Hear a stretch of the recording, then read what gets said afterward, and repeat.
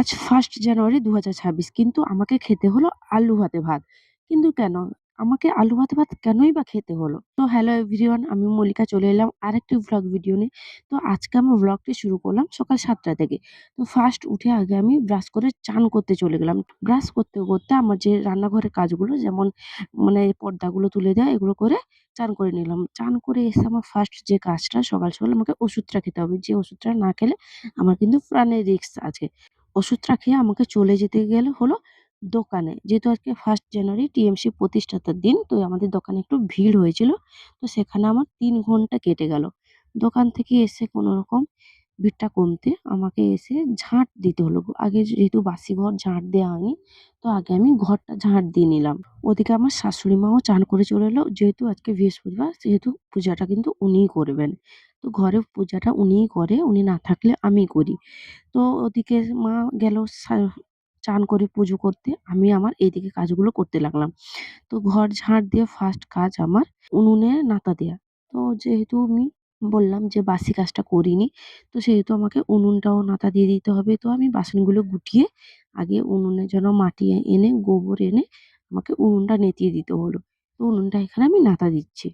উনুনটা একটু ভেঙে গেছে সেহেতু আমি একটু মাটি গোবর দিয়ে আগে উনুনটাকে ভালো করে মাটি দিয়ে নেব। তারপরে আমি উনুনটা নাতা দিয়ে দেবো। এইটুকু নাতা দিচ্ছি কারণ আমার বাদবাকি পুরোটাই এরিয়াটা তো আমার ঢালাই করা। তো সেহেতু আমি এইটুকুটাই নাতা দিয়ে নিচ্ছি। উনুনটা দেখো আমার পুরো মেঝের সঙ্গে লেভেল। মানে মনে হচ্ছে যে মেঝের মধ্যে গর্ত খুঁড়ে উনুনটা বানানো হয়েছে। ঠিক আছে? এইজন্য উনুনটা দেখো একদম লেভেল, একদম মানে জাস্ট জল যদি ১ ফোঁটা বাইরে পড়ে তো উনুনের মধ্যে গিয়ে ঢুকবে। আর এই বিড়ালটাকে দেখছো সকাল থেকেই কিন্তু আমার পেছনে, পেছনে পায়ের কাছে। তো উনুনটা আমার হাতা দেয়া কমপ্লিট হয়ে গেলে জাস্ট দেখতে এরকম লাগে। তো এখান থেকে আমি চলে গেলাম ডাইরেক্ট বাসন ধুতে। তো বাসন ধুতে গিয়ে দেখলাম এঁটো-কাঁটাগুলো পড়ে আছে। তো ওগুলোকে আগে আমি নিয়ে আমাকে আমাদের যেখানে এঁটো-কাঁটা ফেলা হয় সামনের জঙ্গল ওখানে গিয়ে আমাকে এঁটো-কাঁটাটা ফেলতে হলো। তো এরই ফাঁকে আমি তোমাদের দেখালাম যে আমি তো ঘরে কাজ করছি। কিন্তু আমার দোকানটা পাহারা দিচ্ছে কে? তো দোকানটা পাহারা দিচ্ছে আমার মেয়ে। ও ওখানে দোকানের পাশে বসে আছে। আমি কিন্তু ঘরের কাজগুলো পুরো সব কমপ্লিট করছি। তো এখানে আমার বাসনটা মাজা স্টার্ট করলাম। বাসন মাজতে গিয়ে কিন্তু আমার একটাই সমস্যা ১ম যে আমি বাসন মাজা খুঁজে পাই না। তো আমি একটা ছোট মাজা ছিল ওটা দিয়ে শুরু করলাম। তারপরে দেখলাম যে গ্লাসের মধ্যে ওখানে বাসন মাজাটা রাখা হয়েছে।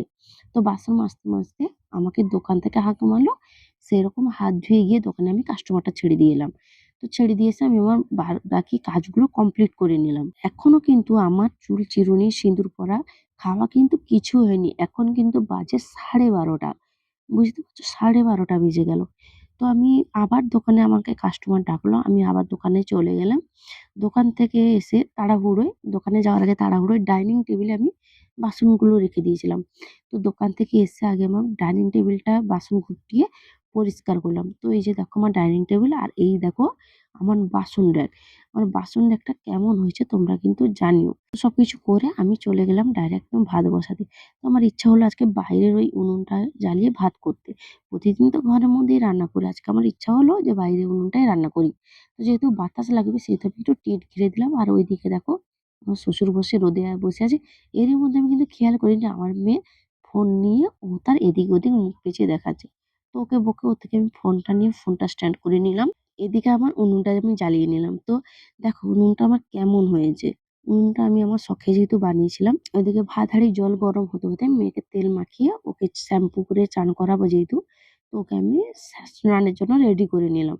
তো ওকে তেল মাখাতে, মাখাতে দেখলাম ভাতের জলটা গরম হয়ে গেছে। তো আমি ভাতের মধ্যে চালটা দিয়ে দিলাম এবং আলুটা দিয়ে দিলাম। যেহেতু আজকে আমার বৃহস্পতিবার আমি মাছ, ডিম ওগুলো কিছু খাই না। তো আমি সেহেতু ভাতটায় আলু ফেলে দিলাম। তো ওদিকে আমার ভাতটা হয়ে গেছে। আমার ভাত কিন্তু আমাকে মাড়টা ঝরাতে হবে। আর মাড়টা যেহেতু আমাকে ছাগল খাবে তো মাড়টা আমাকে সঠিক জায়গায় ঢেলে রাখতে হবে। দিয়ে আমি ভাত হাঁড়িটা উল্টে দিলাম। ওদিকে কড়া গরম হয়ে গেছে। ওদিকে আমি বড়ি দিয়ে বড়িটা ভাজা করে নিলাম। ওই কড়াইতে আরেকটু তেল দিয়ে আমি মাছটা ভাজা করে নেব। যেহেতু হালকাই ভাজবো কারণ মাছের টক হবে আমশি দিয়ে। তো আমি মাছের টকের জন্য মাছটা রেডি করে নিলাম। তো দেখো এখানে আমি কিন্তু টকটা ছুঁকে নিলাম। জাস্ট একটু ফোড়ন দিয়ে আমশি সর্ষে বাটা জল দিয়ে আমি টকটা ছুঁকে দিলাম। তো রান্না হয়ে গেলে এখানে আমি শ্বশুরকে খেতে দিয়ে দিয়েছি। শ্বশুর, মেয়ে ওখানে টিভি দেখছে মেয়ে খেয়ে, খেয়ে। তো ওরা আগে ওদের তরকারিতে ওকে দিয়ে দিয়েছি, যেহেতু আমাদের আলু মাখাটা নিরামিষ হবে, তো সেহেতু আমি আমার শুকনো লঙ্কা, তেল, নুন দিয়ে আলুটা মাখা করে নিলাম। আর বাবাকে একটু দিয়ে দিলাম। মেয়েকে জিজ্ঞাসা করলাম, "মেয়ে খাবি কিনা?" মেয়ে বলল, "হ্যাঁ খাবি।" তো আমি মেয়েকে একটু আলু মাখা দিয়ে দিলাম। আর বরের জন্য একটু তুলে রেখে দিলাম। তারপরে আমি আমার শাশুড়ির ভাতের থালাটা রেডি করে দিলাম। উনিও যেহেতু নিরাম খাবে আজকে, পৌষ মাসের বৃহস্পতিবারটা উনি নিরাম খান। তো ওনার জন্য আলু মাখা, বড়ি ভাজা দিয়ে ভাতের থালাটা রেডি করে আমি কিন্তু চলে গেলাম ডাইরেক্ট দোকানে।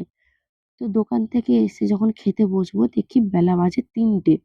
তো ভাবলাম খাওয়ার আগে মেয়েকে টিউশনটা রেডি করিয়ে দিই। তো ওকে রেডি করাচ্ছি, ও বদমাইশি করছে, এত বেশি বদমাইশি করছে যে আমার রাগ ধরে যাচ্ছিল। তো ওকে আমি বকছি, ওর বাবাকেও বকছি যাতে তাড়াতাড়ি খায় এবং মেয়েটাকে নিয়ে যায়।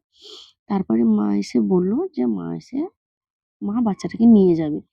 তো আমি ওকে রেডি করে দোকানদারে দিয়ে এবং আমি দোকানেই থেকে গেলাম। মা ওকে নিয়ে চলে গেল টিউশনে আর আমি দোকানে থেকে গেলাম। এখন বাজে ৪টে। আমার বরমশাই খেয়ে দোকানে গেল, দিতে আমি খেতে এলাম। খাচ্ছি কি বড়ি ভাজা, আলু মাখা। ওদিকে আমার শ্বশুরমশাই ঘুম থেকে উঠে চলে এসছে। তো আমি আগে ফার্স্ট কাজ এঁটোটা গুটিয়ে নিলাম। এঁটো গুটিয়ে টেবিলটা পরিষ্কার করে নিলাম।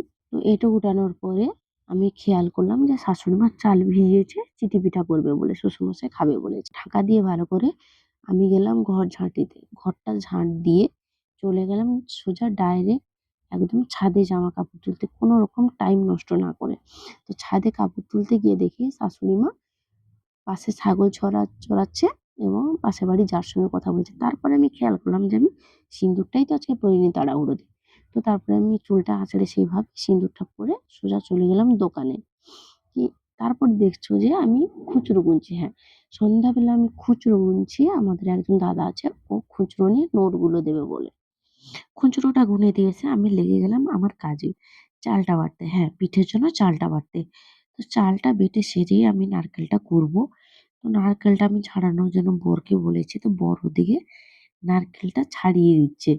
নারকেলটা ছাড়াতে আমার এদিকে চালটা বাটা হয়ে যাচ্ছে। চালটা বাটা হয়ে গেলেই নারকেলটা কুড়ে পিঠেটা করতে লাগবো। এই পিঠেটা যেহেতু আমি পারি না, তো শাশুড়ি মা পিঠেটা করছে। তো ফার্স্ট এই কড়াতেও দেয়া হলো, তো একটু টেরা বাঁকার জন্য আমি ভাবলাম একটা অন্য কড়াইতে দিই। তো অন্য কড়াইতে যখন দিলাম দেখা গেল যে ওটা নরম হয়ে যাচ্ছে, মানে ফুলছেই না। তো শেষে আবার সেই পুরোনো কড়াইতে বসানো হলো।